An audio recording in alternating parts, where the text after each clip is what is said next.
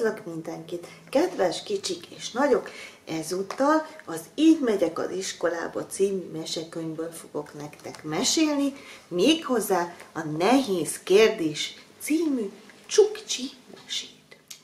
Összetalálkozott egyszer a barna medve meg a jávorszarvas. Azt mondta a medve: jó egészséget, jávorszarvas! Neked is, medve! A medve végignézett magán, aztán a jávorszarvasra pillantott, és így szólt: ez aztán a fura dolog, miért nem hasonlítunk mi egymáshoz? Elcsodálkozott a jávorszarvas, megkérdezte: miért? Hát van különbség közöttünk. Hogy mi? Van-e különbség? Mondja a medve. Hát a te fejeden ágas-bogas fa nő, az enyémen meg semmi.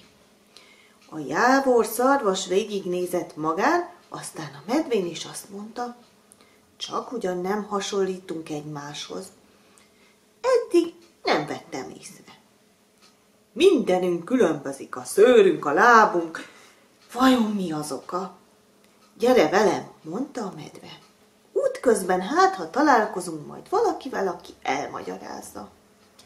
Elindult a jávorszarvas meg a medve, ahogy mentek, mendegéltek, nem sokára egy kőszáli kecske baktatott velük szembe. Megörült neki a medve, nyomban megkérdezte tőle: mondd meg nekünk, miért különbözünk mi egymástól? Te sem hasonlítasz egyikünkre sem.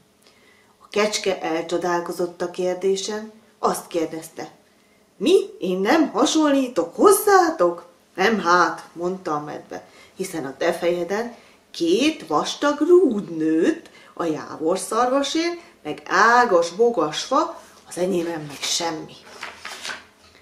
Még jobban elámult a kőszáli kecske, azt mondta: sosem fordult meg a fejemben, hogy nem hasonlítunk egymáshoz. Üljünk le és gondolkodjunk rajta, miért nem hasonlítunk, javasolta a medve. Leültek a tisztáson, és törni kezdték a fejüket, sokáig törték. Én már nem gondolkodok tovább, szólalt meg egyszer csak a jávorszarvas. Belefájdult a fejem. Megyek ennivalót keresni, mielőtt éhen halok. Én is szédülök már az éhségtől, meg a nagy gondolkodástól, kapott rajta a kecske.